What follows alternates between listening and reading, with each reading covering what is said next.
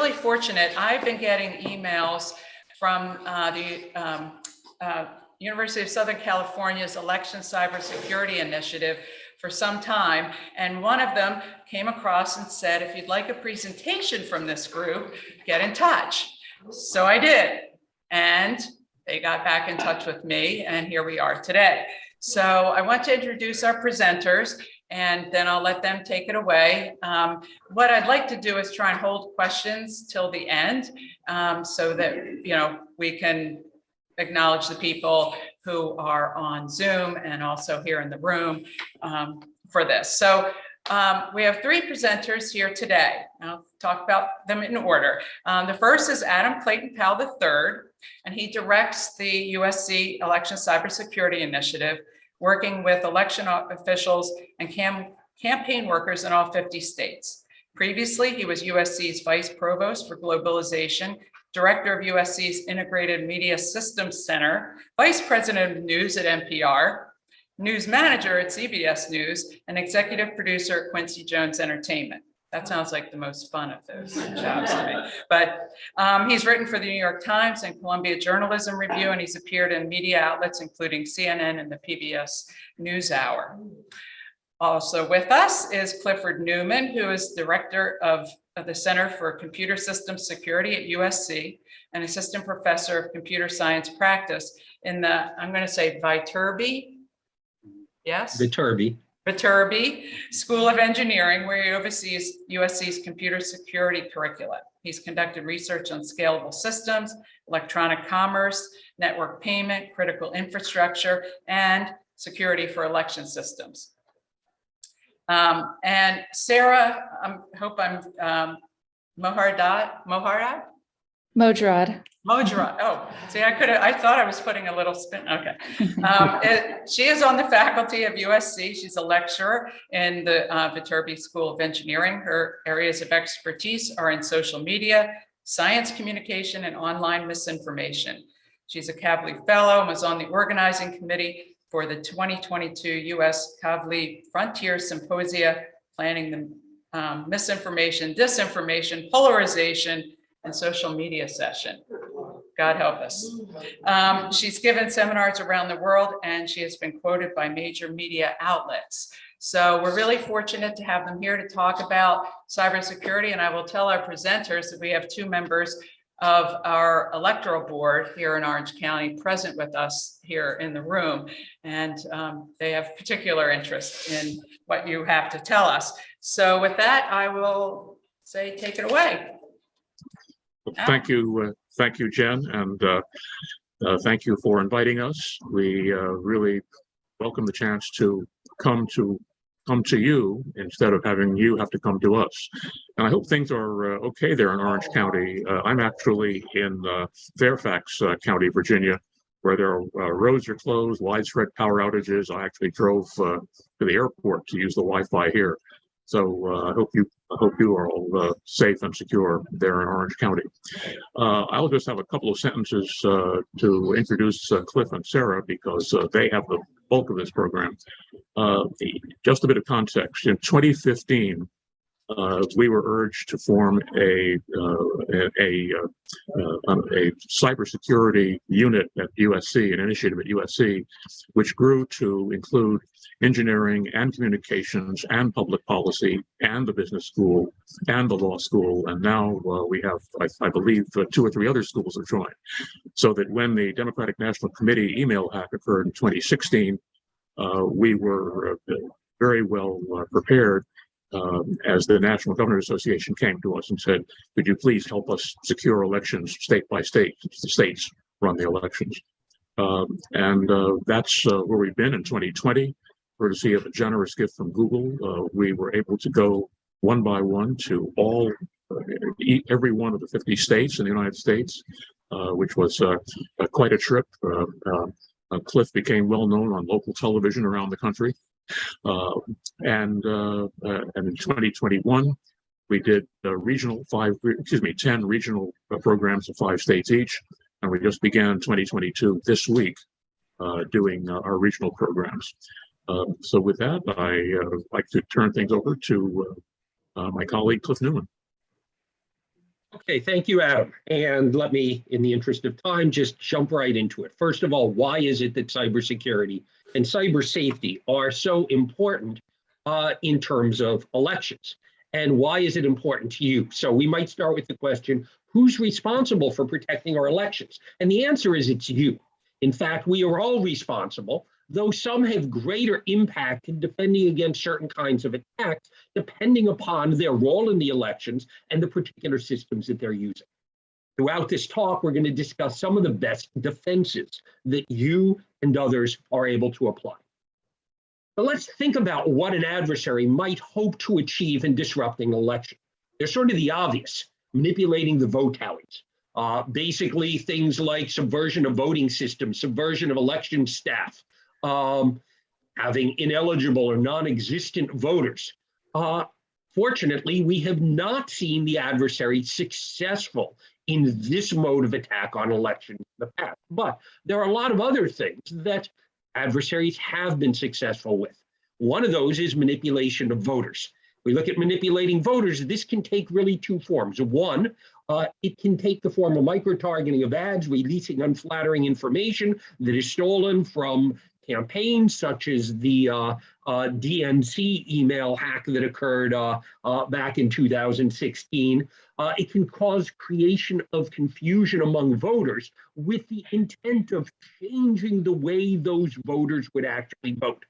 And this is the tack that most adversaries have been more successful in the past. The other form of manipulating voters is through means to discourage or prevent voting. Now, this can involve manipulation of voter rolls, again, cyber hacks to remove people from the rolls. So when they show up on election day, they're forced to do a provisional ballot. Many voters will choose not to go through that effort, and that discourages their vote. Or maybe sending out emails or text messages to voters in a particular precinct telling them their voting location has changed or that election procedures have changed, so that they cast their vote incorrectly or show up at the wrong place and again, don't end up with their votes being tallied. Now, the last thing an adversary might do, and we've seen this in the 2020 elections in spades, is really simply creating distrust in the outcome of the election. The adversary doesn't need to change the outcome. All they need to do is create a discourse that there was massive fraud, that the election was stolen. This decreases the legitimacy, or at least the perceived legitimacy of the election itself. If we look at the 2020 elections, we're still debating this issue. So you see how big an impact this kind of attack can actually have. Now, what actually happened in 2020? Well, on March 16th of 2021, the Department of Justice and Homeland Security confirmed their findings that they found no evidence that a foreign government prevented voting, changed votes, or disrupted the ability to tally votes or transmit those votes in a timely manner, or that they altered any aspect of the voting process or otherwise compromised the integrity of voter registration information. This seems good news. However, they did find evidence of several incidents when Russian, Chinese, and Iranian government-affiliated actors materially impacted the security of networks associated with or pertaining to U.S. political organizations. Not the elections themselves, not a change in the outcome of the election, but the organizations and candidates and campaigns, such that these attacks were able to have an impact on voter opinion in certain ways. So we see that first column, evidence of this actually occurring. The third column that I showed you before, no, we were safe in terms of that part of the election. So given this, why is it that cybersecurity is so important? Well, in the same time frame as the elections, the 2020 elections were going on, we learned of significant successful attacks on government and corporate systems. For example, the SolarWinds breach, or the Microsoft Exchange server email breaches. And these were blamed on Russian and Chinese hacking groups. Now, these kinds of attacks could have easily spread to election infrastructure. And you can be certain that those seeking to compromise our elections in the future will keep on trying. Now, I personally believe that the reason SolarWinds didn't affect our election infrastructure was due in part to the high level of isolation that is afforded to the systems used to collect and count ballots. And that's one of the things we heard about from all of the secretaries of state as we were going around to those 50 states in 2020. Such isolation is an important computer security technique. And the other thing is, as I sort of already mentioned, the successful attacks on political organizations and candidates and campaigns can and might have materially impacted the outcome of the elections through their influence on voters. Now let's think about how an adversary actually tries to manipulate the election from maybe a more technical perspective. The common things that they look to, they try to attack poor password management. That is, easy to guess passwords, phishing to steal passwords from individuals. Sometimes they use malicious code. That's your viruses, your worms, your ransomware that we hear about so much in the news. They try to manipulate the actions of voter or election officials or even voters through social engineering attacks. And we're going to talk about all of these in the next few slides. Sometimes they simply try to steal data to embarrass campaigns or other things. And of course, you're going to hear from Sarah a bit later about disinformation and misinformation. What are the things that we can do to try to protect at least the cyber realm associated with elections? Well, in computer security, what we want to do is practice defense in depth. Think of it like this castle. You've got an outer gatehouse, you've got a moat, you've got an inner wall. Each of these is a different defense that an adversary needs to get through, one after the other, to achieve their end goal. In fact, if you've got sensitive information, it might be locked in a safe, in a locked room, inside that courtyard or inside an inner wall in this fortress. Now let's look at what some of the specific defenses are. The first line of defense is really using a strong password. Now, password might not be the right word here because if you use a word, it's easy for an adversary to guess. They already have a list of all the words that you might use. They call it the dictionary. Now, you might think they have to type in all those. That's going to take a long time. They don't. The computer is able to try millions of those in a second. So if your password is a word, they're going to get it pretty easily. Now, what can you do instead? Instead of passwords, use a passphrase. Think of something like, keep them out of our systems. Now, please don't use this one because it's on my slides. Believe me, the adversaries have seen it. But use this approach to come up with a phrase that's easy for you to remember. And change some of the letters to initial capitals to punctuation, add some numbers in there and other things to make it even harder for an adversary to either remember, to find out, or for that matter, to guess. Please also use a different password for each of your accounts. Don't use the same password for Yahoo that you use for your election registration or your Google password for your banking system. Why not? Because you hear all the time about various data breaches, the Yahoo breach, the LinkedIn breach, and all these passwords and usernames are out there on the dark web. The adversaries have a list of them, and they will try that same password with that username on different systems to get it. This is why it's important that you use a different password on each system. And of course, don't use simple passwords, and don't use the one that I gave you above. Now, of course, even if you have a strong password, adversaries have other ways of trying to get it. One of these is phishing. It's a method of gathering personal information. Passwords, using deceptive emails, websites, apps, and text messages. And once you click on a link in one of those messages, you're presented with the login for the system you think you're going to, but it's not. If you enter your username and your password, you've just given it to the adversary. How effective is phishing for the adversary? Well, everyone's a target, including you. I probably get about 50 or 100 of these messages a day. And it's the #1 way that hackers gain access to systems. And the most believable phishing sites trick almost half the users. And the hackers move fast. Once you've been phished and you provided those credentials, hackers are usually into your account within 30 minutes, and they're changing your passwords, they're stealing data, and doing other things.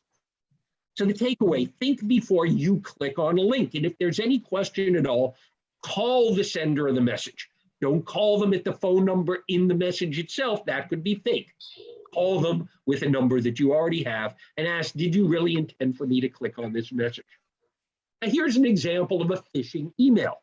You get a message saying someone's got your password. You see, there was a login from the Ukraine and you're concerned.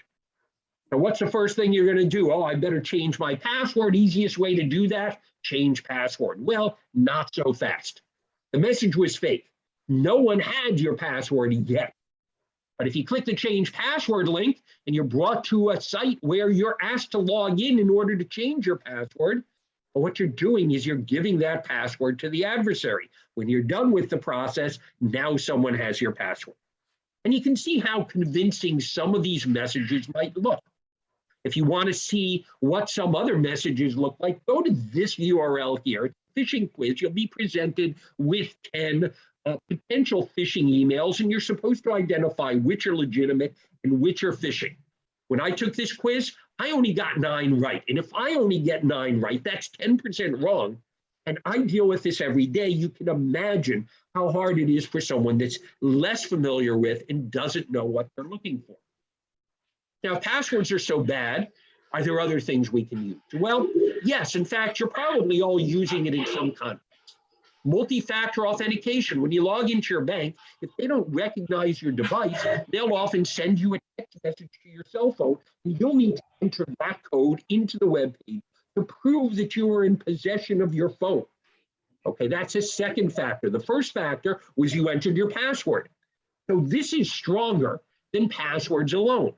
But understand the text messages themselves can still be intercepted, sometimes through malicious apps that you might have installed on your cell phone that have asked for permission to read your text messages. This is a common approach that is taken. Now, there are many other forms of multi-factor authentication that one can apply.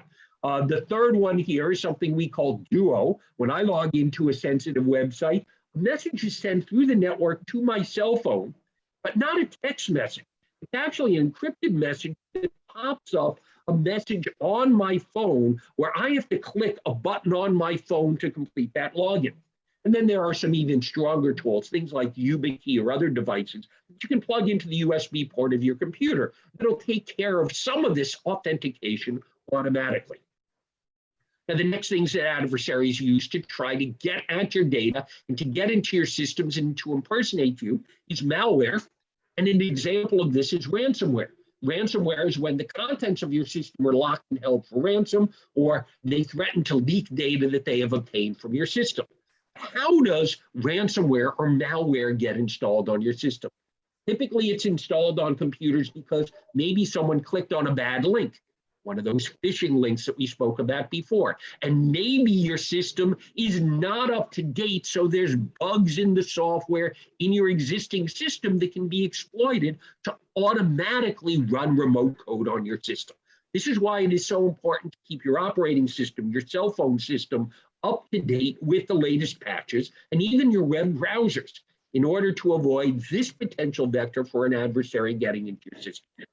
Sometimes the ransomware or the malware of the malicious code is installed when you download what you think is free software. That latest game that was $10 at the store or $50 at the store that's free on this website. Well, the only reason it's free is it's embedding this ransomware or the malicious code in it. So you end up paying later.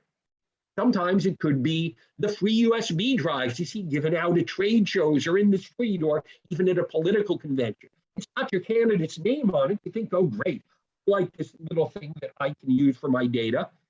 But it's not from the campaign. You plug it into your system, and now your system is infected. So that's the thing to be aware of when you think about malicious code and viruses and worms. First of all, only download apps from trusted sources. If you're getting them from places that seem odd, maybe it's less expensive, but there's a good probability that there's other software embedded in what you're downloading. Also install only the apps you really need. Each new app you install on your system is another potential attack for an adversary to get in. It's a new potential risk. And believe me, many people have way too many apps installed on their cell phone. I already told you about one of them, which might ask for permission to access your text messages, and that's the way that they defeat some forms of second factors of authentication. To wrap up, here are some tips to protect your communications, your data, and systems. We're working from home, we're working on the road, as Adam is right now at the airport.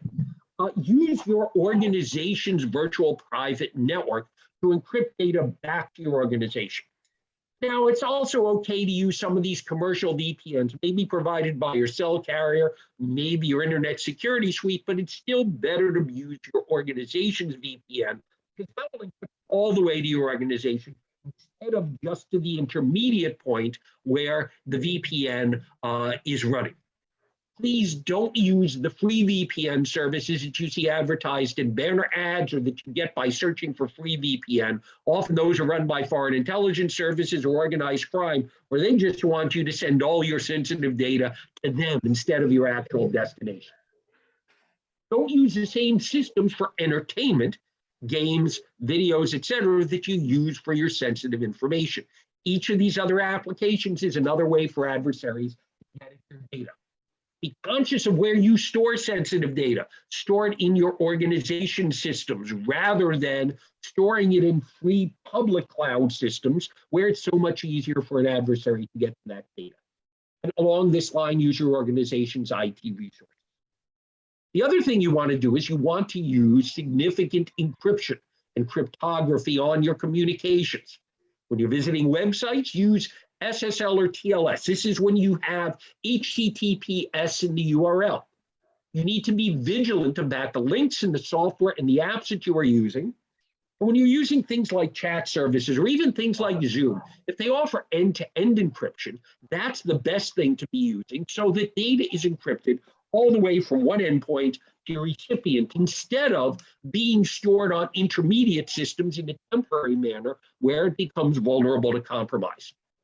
And finally, for data at rest, things like memory in your cell phones. You want to be using whole memory encryption, which fortunately is turned on by default in most cell phones, but to be effective, you need to have a significant passcode, not all zeros, not 1, 2, 3, 4. So that's why it's important to have a useful passcode on your cell phone.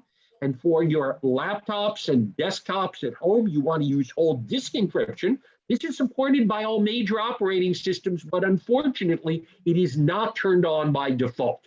If you want to make sure that you are encrypting the data on your devices at home, so if someone breaks into your home office and steals that data, it becomes useless to them. You want to be using whole disk encryption. Ask your IT staff how to set that up on your system. So with that, I'm going to hand it back to Adam. There'll be an opportunity for questions and answers at the end of the of both presentations. So thank you for listening. Thanks, Cliff. And let's stay in Los Angeles and go right to Sarah Mojarad. Good morning, everybody. It's a pleasure to be here this morning to discuss misinformation and disinformation. Let's get started. Very briefly this morning, what I'll be doing is defining disinformation and misinformation. Next, I'll describe why social media users spread false information and close with some tips on how to identify inaccuracies on social media. So first, I define disinformation as false information that is manufactured intentionally to appear credible, deceive and confuse, and distort facts. So let's look at an example of this. In 2016, this piece of disinformation appeared all over social media, and it says that Bill Murray was running for president. However, we know that that's not the case. So let's break this down because it looks very credible for a number of reasons. First and foremost, it says that it's from NBC, but what really attracts our attention is this professional image, and somewhere like NBC would likely hire a graphic designer to come up with this photo. Next, if we take a look at the headline here, it says, Bill Murray shocks the country, I'm running for president in 2016. So this is very persuasive because it's as if Bill Murray was quoted himself here. Finally, if we take a look at the bottom, we see that an author is associated with this piece and it's been tagged as news. So there are a number of ways you can check for disinformation red flags. Checking to see if it's from a credible source and then seeing if the information is verifiable. So if we were to look up this story, we would notice that there's no legitimate news source that is also reporting this. Typically, we see disinformation does not have an author associated with it. In this case, we have an author, and if we Googled that person, we would see that it's a prankster. Finally, most often disinformation elicits strong emotions, and those emotions are typically fear and outrage. So let's turn to misinformation. This is false information that is shared with no motive or deliberate attempt to mislead others. People will share it because it aligns with their attitudes, beliefs, and political leanings. So if we return now to this example with Bill Murray, we saw almost immediately people started generating their own hashtags. So hashtag I'm with Murray, and this link was shared on every social media platform. But if we take a look at this second tweet here, notice this bad link that Cliff had mentioned previously. This is a great example of it. This shows that it's from abcnews.com, but we know that that's not the case because of this .co here. This is a bad link that bad actors have put out. So very quickly, this disinformation was debunked. But the problem with misinformation and disinformation is that once it's debunked, it doesn't just disappear from the internet. This article continued to circulate months later. And we see 6 months later here on Facebook, this person is sharing it saying, if this is real, he's got my vote. So if you're ever in doubt of the legitimacy of something, don't share it. And this is especially a concern given that in 2021, Pew Research Center polled Americans and they found that half of Americans are getting their news via social media. So what's changed because of social media and technology? It's not that people have been hungry for information. This has always been the case. And if we look here at this photo, this is a New York subway in the 1940s. Everybody has a newspaper in their hand. What's changed is this access to information. Here in 2015, people are seen with devices instead. So the speed and connectivity in the internet has afforded us almost immediate access to information, but access doesn't mean accuracy. That's why it's important for us to all stay vigilant. So if you find that there's a piece of misinformation that's being shared, even if it's old news, go back and delete that content. Why does misinformation spread? There are a few reasons I'd like to go over very briefly. Echo chambers, confirmation bias, and false narratives. Echo chambers has been studied significantly by researchers. And in 2018, some came up with this study that I found interesting. They looked at 2.7 billion tweets that were sent between 2009 and 2016. What they found is that content produced by bipartisan users receives less attention. Now, in 2021, researchers looked at 4 major platforms, and they analyzed about 100 million pieces of content on controversial topics. In their studies, they found that when polarization is high, misinformation proliferates quickly. So that's a reason why we're seeing this so much on social media. And when it comes to echo chambers, bottom line is we really want to be seeing, hearing, and thinking that we're right. Confirmation bias is this tendency to believe information that aligns with our personal beliefs and worldviews. Let's take a look at this comic here. What we're seeing is that this individual saying, I've heard the rhetoric from both sides. Now it's time for me to do my research. And he goes to a search engine, types in this hotly debated topic, and jackpot. Literally, the first link that agrees with his perspective is where he stops his research. So remember to don't just look at one source. So when it comes to viral videos and photos, think before you share it. Ask questions: who, what, where, when, why, and how. And this is especially important when it comes to political figures and election results. Wait until the information has been vetted and verified. So I hope that in the cases where you're seeing these viral videos, you'll think of my example with Bill Murray. And First Draft came up with a concept called Think Sheep on social media. They say that look to the source. Is it reliable? History, is there an agenda associated with this account? What evidence are they using to support claims? Check in with how you're feeling. If you're starting to feel a sense of fear and outrage, this could be an indication that this piece of content is disinformation. And look to pictures as well. So we saw with the Bill Murray example, are they using pictures to garner more attention? And when you encounter misinformation and disinformation, don't share it. Disengage from the online communities that are sharing the misinformation. Make sure to flag the content on the platforms And you can even take it one step further and report the content directly to campaigns. And finally, if this is something that is of extreme concern, you can also report it to the FBI. So to summarize this morning, misinformation and disinformation have offline impact. These fake posts are very persuasive and they play on our emotions. And finally, if you're sharing unverified information, know that you could be contributing to the spread of misinformation. So I hope that this presentation was helpful this morning. I look forward to your questions. Thank you. And just PS, if you'd like a 2-hour version of our workshops, we do them every Thursday afternoon. So if you'd like to attend one of our workshops this summer, when we're doing them every week, just email TrueVote, TRUEVOTE, TrueVote@usc.edu. Jennifer, back to you. Okay, thank you so much. That's terrific. Let's see if we have some questions. I know I have one just off the top of my head from something Sarah just said, which is the flagging part. And I mean, obviously we see a lot of things on Facebook that probably deserve to be flagged. Is there a certain process that is recommended in that regard?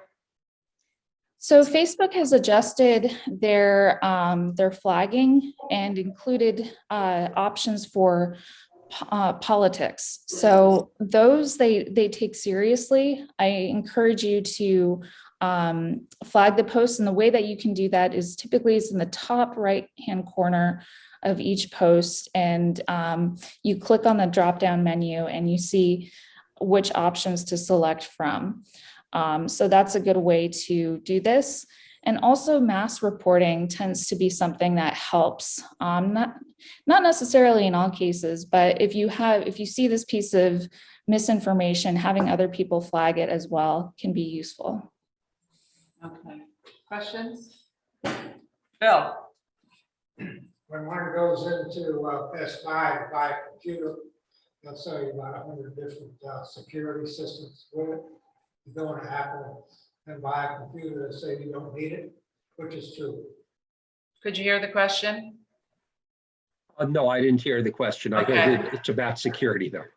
Yes, Bill says that when you buy a computer at Best Buy, like a PC, they'll try and sell you multiple security systems, Norton, et cetera.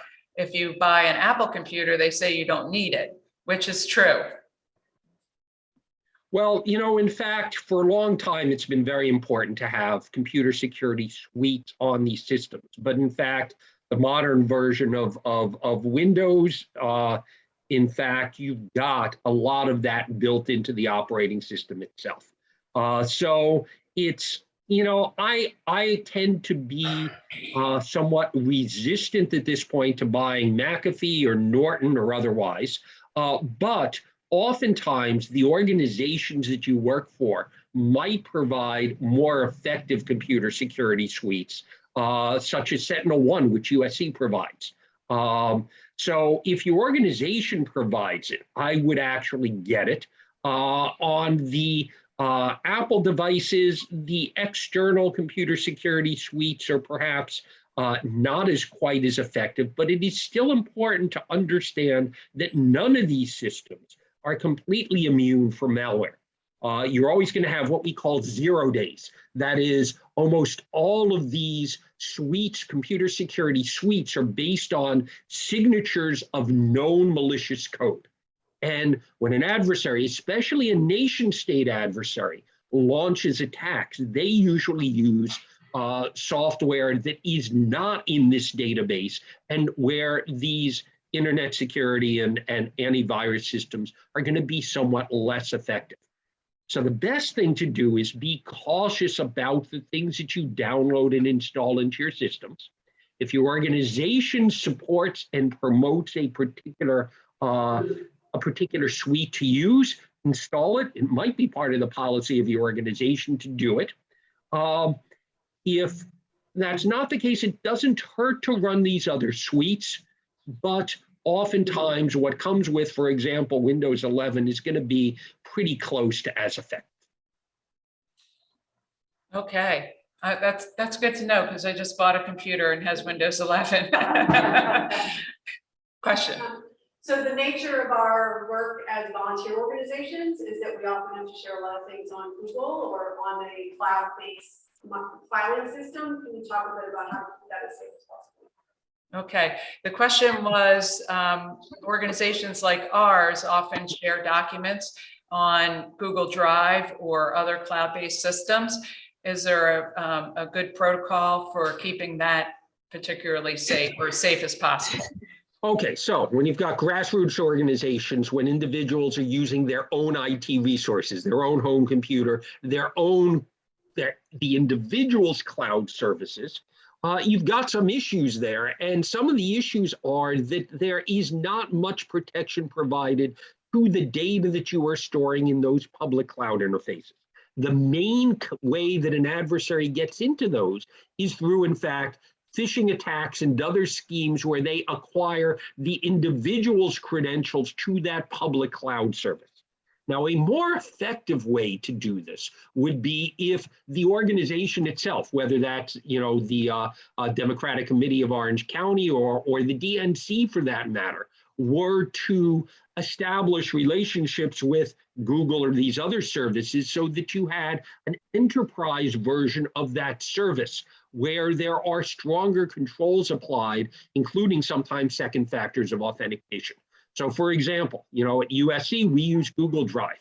We use OneDrive, but they are the enterprise versions where there are extra protections that are applied and the data is stored within the enterprise itself instead of being scattered among the personal directories in the free version of the service.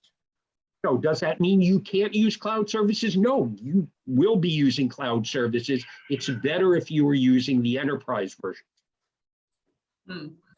Well, I'm not sure we have access to that, unfortunately. And Sarah's a candidate, so she's going to have to share documents along the way. So maybe you need to talk to DPDA about what they can offer. Any other questions, especially from our electoral board? Any concerns about? Just how to contact them for further programs. Oh, okay. Joanne is on our electoral board and she's asking how to contact you.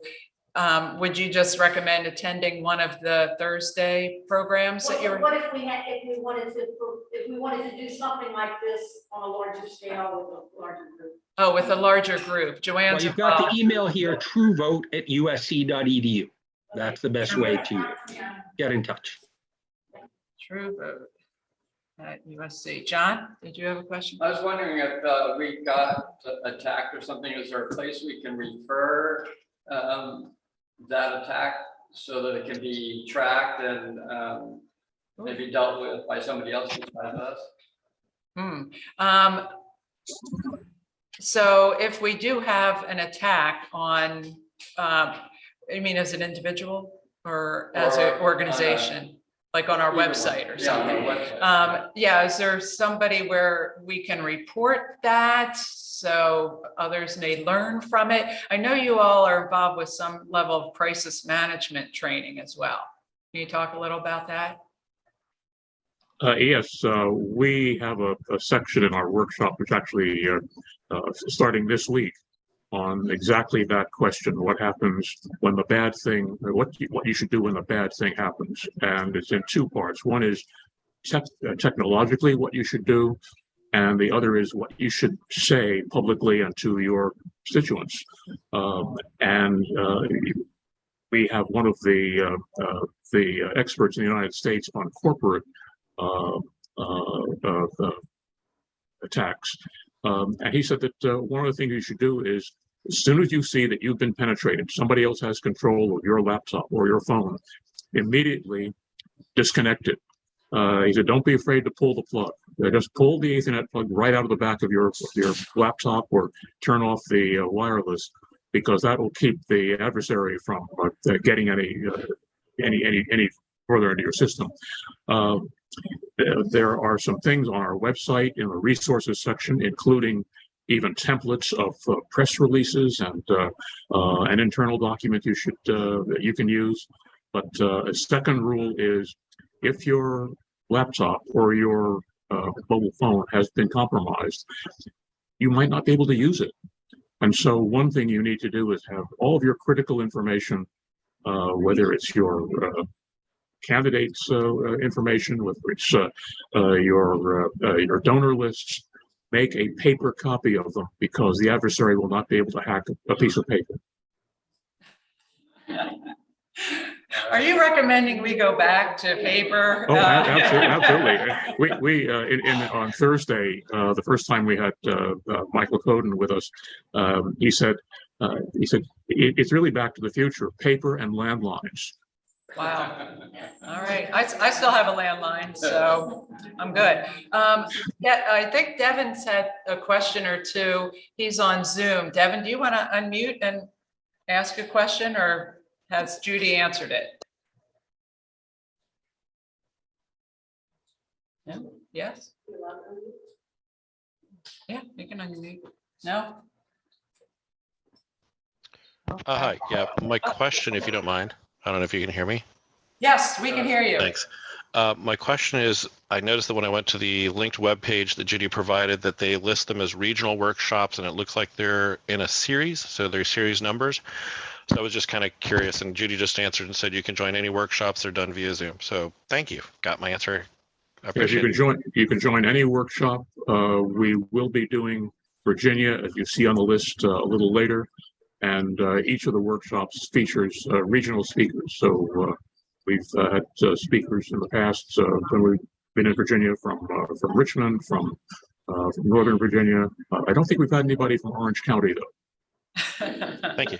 And if I could add one more thing, I noticed there was a question somebody had asked about what happens if you know that you've been hacked, assuming as an organization or whatever. My thought would be that in addition to that, and I would really appreciate your thoughts on it if it's incorrect, should probably notify DPVA and potentially the DNC if you're seeing political hacking, so that they know that it's occurring, if nothing else. And also the FBI. And the FBI, thank you. Yep. Unfortunately, campaigns and elections are prime targets, and fortunately, the FBI and Homeland Security have staffed up for that. Very different from it was 4 years ago. Okay. All right. Any other questions? If not, I'd like to thank our three speakers and Judy for facilitating. Thank you. Thank you. Thank you so much for joining us, and we will certainly, be spreading the word. And we have this recorded, so we'll share this with some of our members who weren't able to join us today. So thank you so much.